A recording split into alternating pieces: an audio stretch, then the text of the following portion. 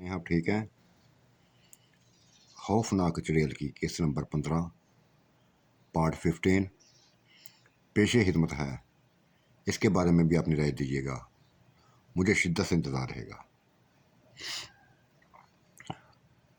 हमारी शादी हो गई थी।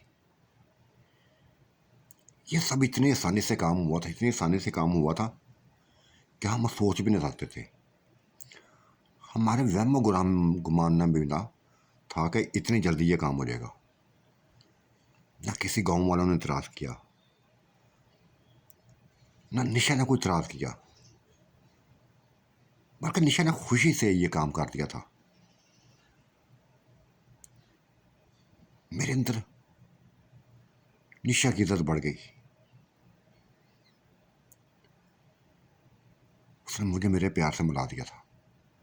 प्यार तो मैं निशा से भी करता था, बेइंतहा करता था, लेकिन आंटी की आदत पड़ गई थी मुझे। हाथ से बढ़कर आदत पड़ गई थी। पता नहीं क्या था इसमें, उसके वजूद में क्या था। खुद बहुत मेरा दिल उसकी तरफ खींचता चल जाता था। खुद उसके करीब होने के दिल चाहता था। और ऐसी ही हालत आंटी की भी थी। आज मुलाकात हुई थी, सुहाग रात की। वहार वाल हाना उन्हें तरीके से मेरा इस्तकबाल किया था। जब मैं उसके कमरे में दाखिल हुआ तो उसी कोठी में चला गया था।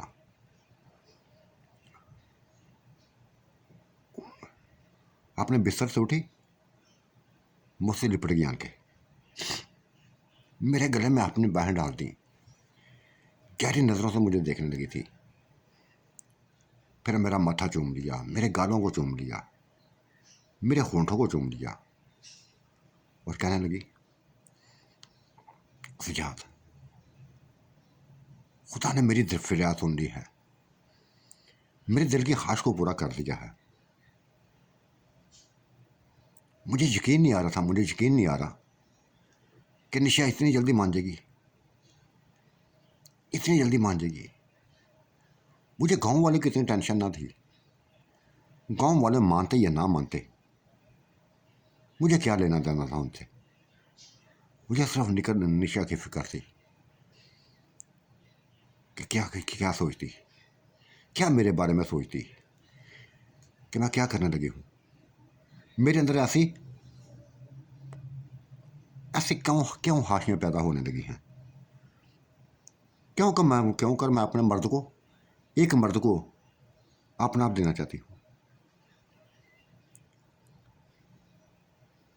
सजा सच पूछो तो मेरे दिल में तुम्हारी बीवी की, निशा की इज्जत बढ़ गई है। जी चाहता कि उसके बस पाँव चूम दो दो के पीऊँ। हाँ आंटी, मेरी भी ऐसे सूरत हाल है। मेरे भी ज़हन गुमा में न था, मैंने कभी सोचा भी ना था। मैं तो बेइंतहा और दूसरे अंदाज में सोच रहा था कि निशा को पता चलेगा तो क्या कुछ कर देगी।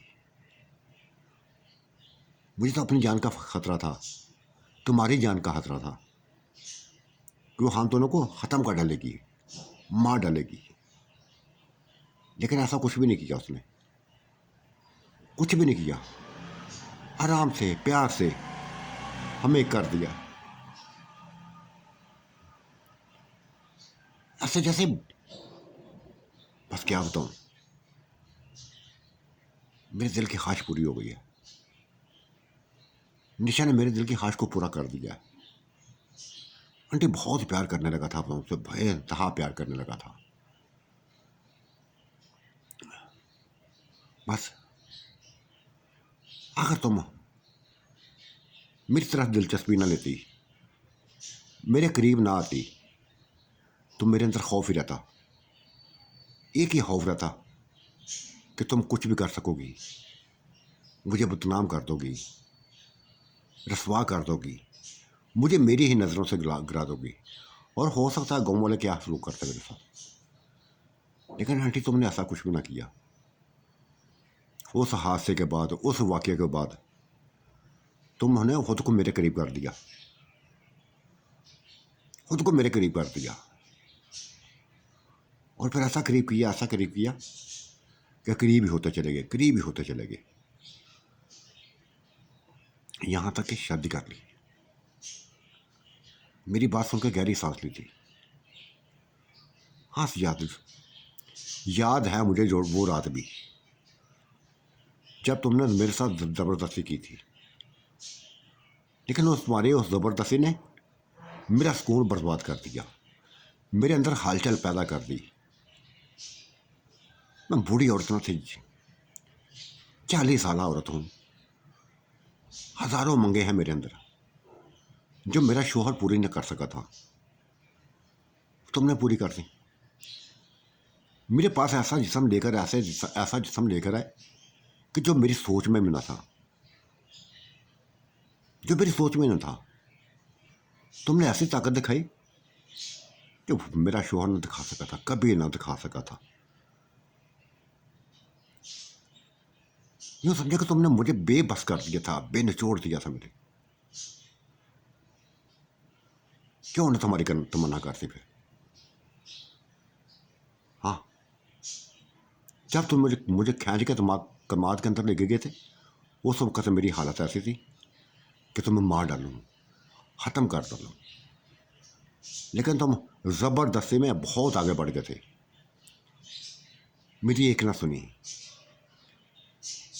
अपना काम कर दिखाया, और वो जो तुम्हारा काम करना था वही बस मुझे ले डुबवा।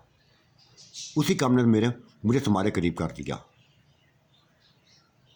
आज देखो मैंने तुमको अपना लिया है, हासिल कर लिया है। आज तो किसी किस्म की पाबंदी नहीं है, किसी किस्म की कोई रुकावट नहीं है। सजा देखो, हमेशा मेरी इज्जत बनाना, गांव वालों को सामने मेरी इज्जत बनाना, लोगों को पता चले कि मेरा यह फैसला गलत ना था, तुम्हें अपनाने का फैसला मेरा गलत ना था। मैं जानती हूँ हज़ारों बातें होंगी, मेरे माँ बाप भी बुश, मैंने शादी में बुलाया नहीं उनको, मुझे पता है मेरा बाप तूफान खड़ा कर देगा, मेरे बयान पे तूफान खड़ा कर देंगे। चुपके से बस गांव वालों को खबर है, किसी और को खबर नहीं है। उसके माँ बाप को सुन के, बहन भाइयों को सुन के जैसे मुझे एक झटका लगा था। मैंने कह दिया, आंटी पता तो उनको चलना ही है, पता तो उनको चलना ही है, फिर क्या होगा मुझे नहीं पता, क्या वो करेंगे मुझे नहीं पता। अब तुम मेरे शोहर बन गए हो ना, मैं तुम्हारी बीवी बन गई हूँ, अब मैं संभाल लूँगी। सुझाव तुम इस बारे में मत सोचो, मैं संभाल लूँगी, अपने माँ बाप को संभाल लूँगी, बहन भाइयों को संभाल लूँगी, तुम्हारे ऊपर आँच नहीं आने दूँगी, ये मेरा तुमसे वादा है। हर किस्म की बात की थी, फिर वो खींच के मुझे बेड के ऊपर ले गई थी, और फिर ख्वाहिश पूरी की, अपनी जी भर कर ख्वाहिश पूरी की, करते ही रहे। ना उसने मुझे छोड़ा था, ना मैंने उसको छोड़ा। कई दफ़ा वो ढीली पड़ी, कई दफ़ा वो जज्बात में आई, मैंने नहीं छोड़ा था। 3-4 घंटे गुजर गए। यही तो उसकी कमाल की बात थी, यही तो उसके लिए फार की बात थी कि जो मैं उस टाइम उसको देता था, ये टाइम ही उसको चाहिए था, इससे बढ़कर शायद टाइम चाहिए था उसको। लेकिन मुतमईन हो जाती थी, फ्रेश ऐसे हो जाती थी कि जैसे तरोताज़ा हो गई हो। मेरे मिलाप ने वाकई उसको यंग कर दिया था, उसके चेहरे की झुर्रियाँ मिटने लगी थी, एक नई जिंदगी तरफ लौटती आने लगी थी। फ्रेश हो गई थी वो, मैं भी फ्रेश हो गया था। फिर बैठे ही रहे, बातें ही करते रहे। मैंने बच्चे की बात छेड़ दी कि आंटी, मुझे अपने ही बच्चे से खौफ आने लगे है, बेइंतहा खौफ आता है। यूँ लगता कि जैसे बस मुझे मार डालेगा, मेरा खात्मा कर देगा। एक मासूम बच्चा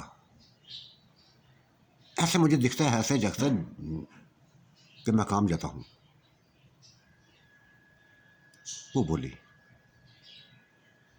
हाँ, मुझे खुद उसकी आंखों से खौफ होता है। माशाल्लाह बेइंतहा प्यारा है, लेकिन आंखें जैसे जलती अंगारा हो। ऐसी अंगारे किसी की नहीं है, ऐसी आंखें किसी की भी नहीं है।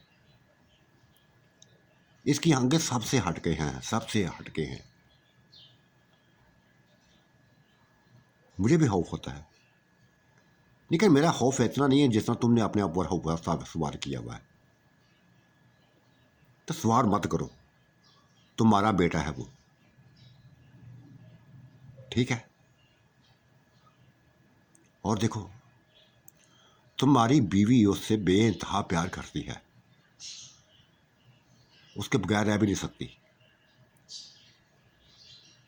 उसको ऐसे खुशी मिली है, उसको अपना के ऐसी खुशी मिली है कि तुम सोच भी नहीं सकते। मैं जानती हूँ, मैं जानती हूँ, मैंने देखा हुआ है, नहीं रह सकती उसके बगैर।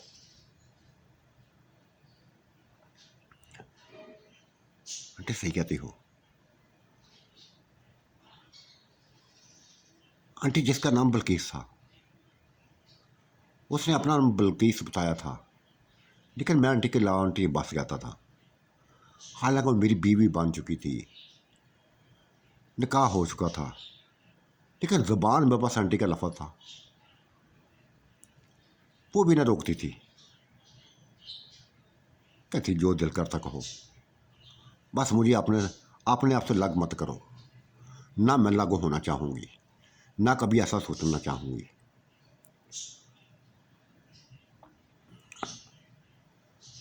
सुबह हुई, अपने घर की तरफ चल दिया, उसको सांस लिया, अपने घर की तरफ चल दिया। नहा तो उधर ही लिया था,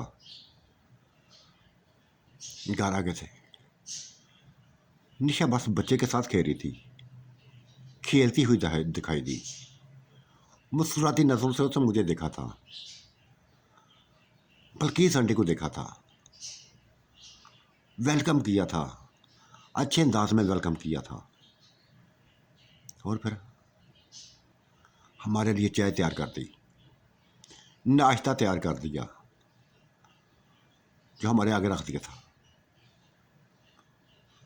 और उसकी गोद में पड़ा हुआ बच्चा बस गर्दन घुमाकर उसने मुझे आपसे देखा था, जैसे जैसे मुझे अभी खा जाएगा। मैं लर्ज गया था, कांप गया था। और तन्हाई में निशा से कह दिया, निशा मुझे खौफ आता है, अपने बेटे से खौफ आने लगा है। देखो सियाद, सुबह सुबह मेरा दिमाग खराब मत करना। भला कौन अपने बच्चों से डरता है, खौफ देता होता है। मैं मानती हूँ कि ये तुम्हारे ऊपर नहीं गया, ये मेरे ऊपर गया हुआ है, जिसने मेरी ताकतें हासिल की हैं, जिन्नाती ताकतें हैं इसके अंदर। लेकिन इसका मतलब ये नहीं है कि तुम इससे नफरत करो।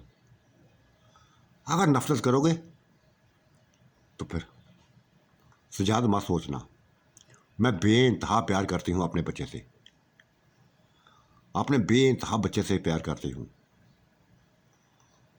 कुछ भी कर सकूंगी। फिर ये धमकी थी उसकी, मेरे लिए धमकी थी जो उसने दी थी। और धमकी है बेटी, ठीक थी वो, ऐसे ही धमकी देनी चाहिए थी उसको। क्यों मैं अपने अपने ही बेटे से वो नफरत करता? ठीक है, जैसा भी था मेरा ही बस मेरा बेटा था। गोगा इंसानों पे नहीं गया था, जिन्नात पे गया था, अपनी माँ पे गया था। किसी ने किसी को ने जाना तो था। तब मैंने आगे बढ़कर उससे बच्चा पकड़ लिया, प्यार करने लगा था। और वो मासूम बच्चा मेरी गोद में पड़ा हुआ, अपने हाथों को उसने उठाया और मेरा गिरेबान पकड़ लिया। ये मंजर ऐसा था कि जैसे मुझे झटके लगा दिए, कई झटके लगा दिए। निशा अपने काम में लगी हुई थी और ये मंजर मेरे साथ बीत गया था। चंद लम्हों में उसने मुझे हिला के रख दिया था। ये चाहा था बस इस बच्चे को नीचे जमीन पर फेंक दूं, जोर से फेंकूं। लेकिन ऐसा क्यों करता था? ऐसा क्यों करता? क्योंकि मैं जानता था निशा को, वो मेरे साथ कुछ भी कर सकती थी, कुछ भी कर सकती थी।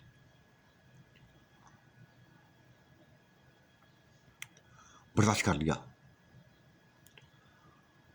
बर्दाश्त कर लिया मैंने। बच्चे को दोबारा गोद में ना उठाया था, उसको झूले में लिटा दिया। और फिर हैरतों की बात ये थी, हैरानगी वाली बात थी कि झूला खुद ही झूलने लगा था। और इस कदर तेजी से झूल रहा था, कोई तूफान था, कोई आंधी थी जो झूले को जलाते जा रही थी, झूलता जा रहा था। और बच्चे के सोने के मासूम बच्चे के साथ में 3 माह के बच्चे में बस उसके लबों पे एक मुस्कुराहट थी, फाहताना मुस्कुराहट। ऐसा जैसे वो कामयाब हो गया हो, दुनिया में आने का मकसद उसका पूरा हो गया हो। शायद वो मेरी मौत बन के आया है, मेरे लिए ही आया है।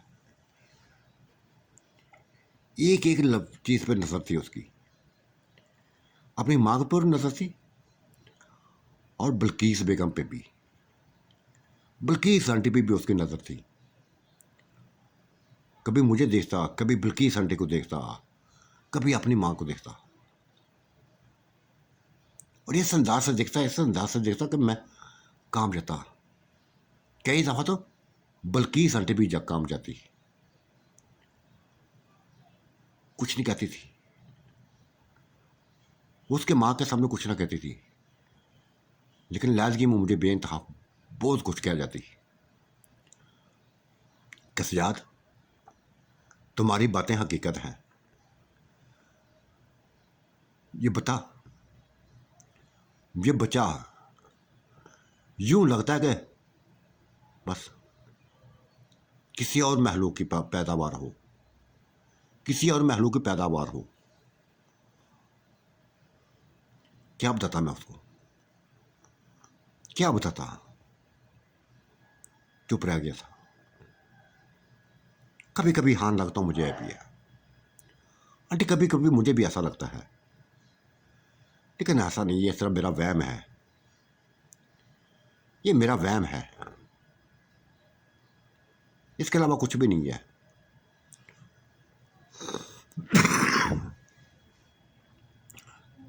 ऐसी बातें जल्दी रहती थी। मैं अपने एक करीबी खेतों में निकल जाता, लेकिन वो मेरा बच्चा मेरी सोचों का महवर रहता, मेरी सोचों का महवर रहता। शादी को 3 माह गुजर गए थे, वो 6 माह का बच्चा हो गया था। और 6 माह के अंदर ही वो न जाने क्या थी उसके अंदर चीज, क्या चीज़ थी उसके अंदर कि 6 माह में ही चलने लगा था। और ये सबसे ज़्यादा खुशी निशा को हुई थी। मुबारकबाद दी थी उसने मुझे कि सजाद देखो, हमारा बेटा चलने लगा है, अपनी उम्र से पहले ही चलने लगा है।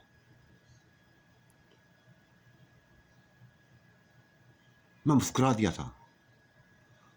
हालांकि अपने आप मैं देख रहा था कि मैं खतरे में हूं, बहुत बड़े खतरे में हूं। लेकिन निशा की खातिर मुस्कुरा दिया। आज कई महीने बाद, तकरीबन 6 महीने के बाद मैं निशा से मिला था। पुरस्कून कर दिया था उसने मुझे, मैंने भी उसको पुरस्कार कर दिया था। लेकिन इतना वक्त उसको देने के बावजूद भी यही गहराई थी उसके अंदर। क्या दिया था उसने? हालांकि उसकी जगह आंटी होती तो मेरी हौसला अफजाई करती, मेरी तारीफ करती, मेरी ताकत पर आशीष करती। लेकिन निशा ने क्या दिया था? सजाद, कमज़ोर पड़ते जा रहे हो तुम, कमज़ोर पड़ते जा रहे हो। लगता है मुझे तुम्हारा दोबारा इलाज करना पड़ेगा, मुझे तुम्हारा इलाज करना पड़ेगा। हाँ तो करो इलाज। कब मैंने मना किया है? कमज़ोर पड़ना जानती हो यार निशा, तुम जानती हो अच्छे तरीके से मेरी बेगम दूसरी भी है, उसके साथ भी वक्त उसको बिठाने देना होता है। हाँ, गहरी सांस ली थी उसने मुझे, निशा ने गहरी सांस ली थी और कहा था, सजा जानते हो मैंने इसके बेटे को क्यों कत्ल किया था? उसके अंदर उनकी आंखों में हवस थी, मैंने देख ली थी।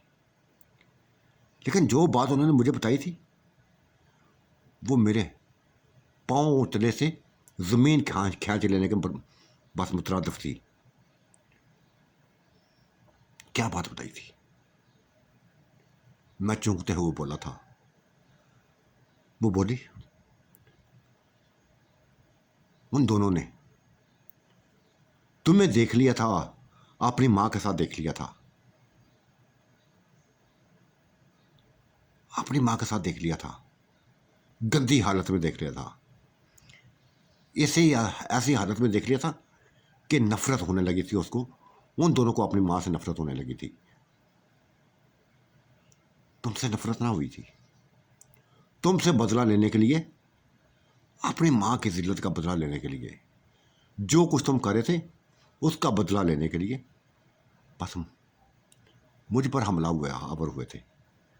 और मुझे क्या दिया था? उन दोनों ने मुझे क्या दिया था? अपने आप को हमारे हवाले कर दो। तुम क्या समझती हो कि तुम्हारा हामंद हमारी मां के साथ याशी करे? तुम कैसे बच पाओगी? हमसे कैसे बच पाओगी?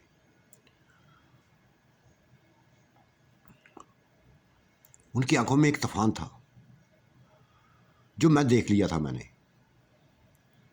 मुझे एक आम इंसान समझ रहे थे, एक आम इंसान समझ रहे थे। जब करीब आए तो फिर खुद ही मौत के मुंह में चले गए। ईंटों से बस हामी कर दिया था, दीवारों का सर बस उनके जिस्म को टकराती, जोर जोर से दीवारों को साथ मारती थी। ख़त्म कर दिया था मैंने। ये इंकशाफ सुन के मैं सर से लेकर पाँव तक कांपा था, बुरी तरह कांपा था। कि निशा इस बात को जानती है? निशा को इस बात का पता था?